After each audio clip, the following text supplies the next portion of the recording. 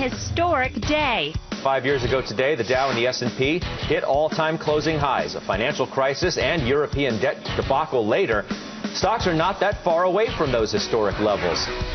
Ends with disappointment. Apple's been the must-own stock for many of these money managers, and now that it's starting to go the other way, it may confuse the October 31st year end. And Alcoa kicking off earnings may put another dent in confidence. I know at times I've cursed at the prospect of a stumbling Alcoa kicking off earnings season with a miserable first quarter.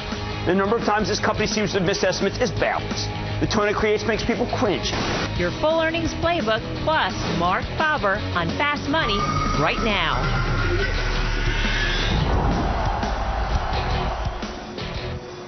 Live from the NASDAQ market site in New York City's Times Square, I'm Melissa Lee. An unhappy anniversary for the bulls today, but earnings from Yum and Alcoa coming in better than expected. Our concerns about earnings and global growth here overblown. Should we just be happy, BK, because the first two earnings out of the gate seem to be good? Well, I certainly think the one thing that's not priced into this market is better earnings and a better economic environment. That's for sure. I mean, everybody that you talk to is doom and gloom around, and the economic numbers have not been that great. So certainly some of it's justified. But today was a very interesting day because the whole rally from the 2009 lows up till now has been driven by this push and pull between policy and economics and/or fundamentals. And today we had both a policy response in China and economic fundamentals with the IMF cutting the growth forecast. And today the market, for the first time in a long time, chose economic fundamentals, which to me is a warning sign. I mean, I know we're down quite a bit from the peaks here, so it's certainly not a place that you want to go all in short, but it's a warning sign that happened today and a very interesting day. You know, but you were actually a big, and I'm not calling you out on this because you were right. You were bullish from the 1400 level all the way up to 1474.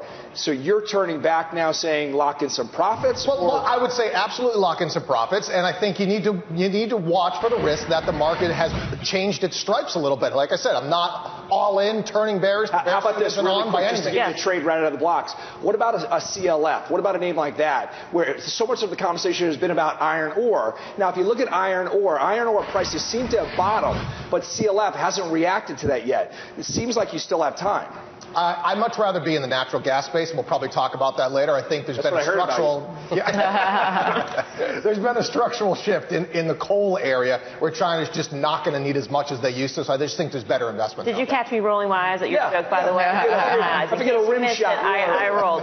But by the way, let's talk about Alcoa just a touch because they were saying that overcapacity, not slack demand, is behind the lower aluminum prices. They did say a slowdown in China, but in large part, Alcoa came in just fine. A beat on the top and the bottom line. They're standing by their estimates and they're standing by their growth for aluminum demand, saying that it will double between 2010 and 2020. Talk about a long-term forecast there. Well, I mean, Alcoa doesn't really have a lot of credibility on the long-term forecasting side. I don't think earnings season really starts until Jamie Dimon starts it on Friday. So we're going to get through what Alcoa does, and it's going to go up, down, and all around. But I think the bigger issue here is the same issue we had in October of 2007, which is you have the confluence of growth slowing and earnings slowing at the same time, and you can't just sit there and be complacent and say fundamentals don't matter. They come home to roost when that company has to report the number, and I think it's going to be very much a stock-picking environment from here on in.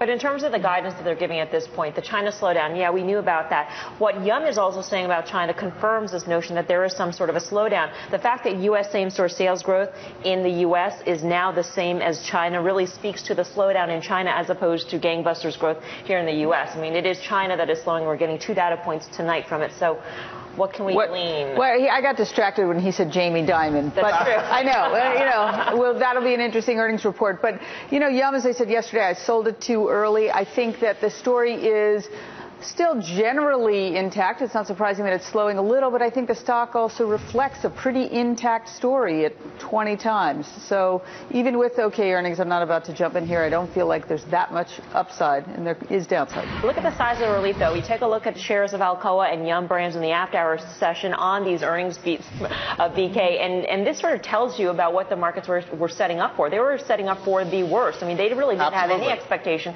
when it came to Alcoa or Yum Brands because of the China slowdown. Yeah, the bar is very low going into this earnings season, so you definitely have that risk that you have people short, and you could get kind of a rip-your-face-off rally. I don't know if it happens, but certainly I know that markets tend to go in the directions that hurts the most people, and you never get hit by that bust that you see. It's always the one you don't see. And it can work both ways. Let's just go both ways on this. Edward Life Sciences today came out and they said, hey, look, we got to report earnings. The stock's down 21% today. So again, the market does punish the most amount of people at the most inopportune time. But again, I think you got to go both ways. And that might sound a little odd for a hockey player, but I'll stick with it. Michael, on the options desk, in terms of the move that we're seeing, the size of the move in Alcoa and or Yum Brands, did the options market predict it?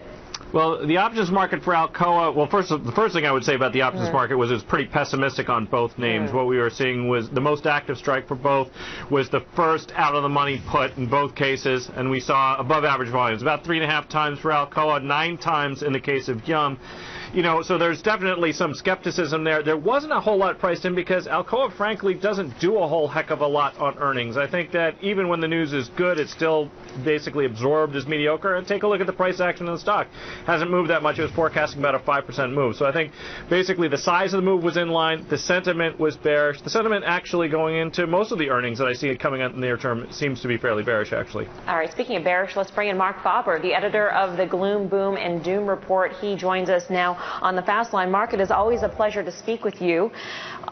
It's my pleasure. And for our viewers out there who didn't catch your last CNBC interview, during that interview you said that I just want to have a lot of cash because I think that within the next 6 to 9 months we can buy just about anything 20% lower than it is now. Do you feel the same way? Correct. Yes, you do. So you're just sitting with piles of cash all around you waiting for the opportunity, waiting for 20% lower from here? Yes, yes. All right. And so when you take a look around the globe, where do you think you'll see that opportunity? What are you keeping on your radar at this point? Well, actually, I don't think there is a hurry to buy anything, but if I had to really choose something, I might go for a rebound in Chinese stocks because the Chinese will also print money after the government changes, and you could easily get a 20-30% rebound. I don't particularly like Chinese companies. I would rather play it through the Hong Kong market. But basically, I think that QE3, which is unlimited, and the bond purchases by the ECB and the bailout of countries has been largely discounted by the market. And the market has been weakening technically. So I believe that we may have here quite a serious setback. Mr. Faber, it's Karen. Let me ask you something. Is there anything that would change your mind, any kind of policy change, or does the down 20%, would that be a catalyst for you to use some of that cash you're stockpiling?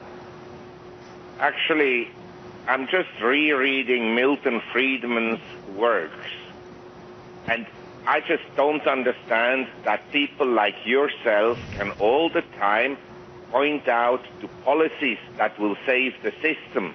We need less policies and not more policies. No, that's my question. We need a smaller government.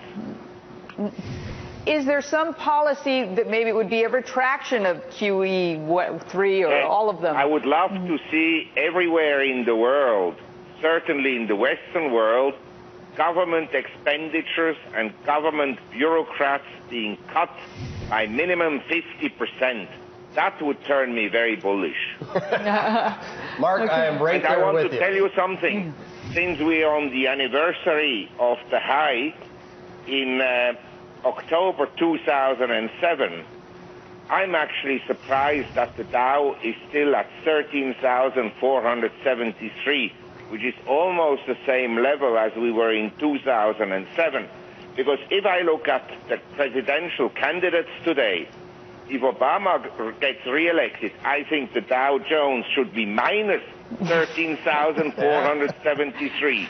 And if Mr. Romney gets elected, it should be minus 6,000. Wow. Well, Mark, you're also anniversarying a call that made you really a legend in this business, which is October of 1987. A lot of people like to say the market's up year to date. Now, as you know, October 1987 was not a friendly time.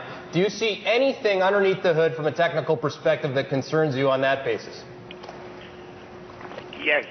I mean, the previous person you interviewed said that everybody's pessimistic, but that's not what I see in the marketplace. In fact, there has been, over the last 2 years, a rush into all kinds of assets, whether it's high-yielding bonds, government bonds, art, high-end properties, the Mayfair property market, or, say, the Park Avenue property market, and equities. And I think that the asset prices are actually quite vulnerable, in my view. Hey, Mark, Brian Kelly, I remember sometime in the last 90 days you had mentioned that for the first time in a while you had bought European stocks, and I remember it because I was long European stocks as well. Are you still long European stocks, and if not, where would you get back into them? I'm still long because I didn't buy all that many. But I don't buy them now. I think the lows that we've seen 4 months ago will be retested. Maybe we'll not go down below those lows. You see, I just mentioned that the Dow was almost at the previous peak. If you look, on the other hand, at, say, the Euro Stock 50 index, at the high in 2007, it was at 4,512. It's now 2,472. In other words, it's cut by almost half. The Nikkei is cut by half. The Chinese stock market is down 70% from the 2007 high. So I think there are some opportunities that are emerging, but I don't think there's a great hurry to get into them. All right, Mark, we're going to leave it there. Always a pleasure to speak with you. Marc Well, thank you very much. Editor of the Gloom, Boom, and Doom Report. These days, more gloom and doom than boom. But we do want to point out a headline that you may have noticed at the bottom of your screen earlier. Chevron, we were watching those shares tick lower. Chevron is warning in the after-hours session. Upstream and downstream revenue will be below the prior quarter, the second quarter. Chevron sees Q3 downstream results significantly lower than Q2. And again, we are seeing the shares down about 1.5% in the after-hours session.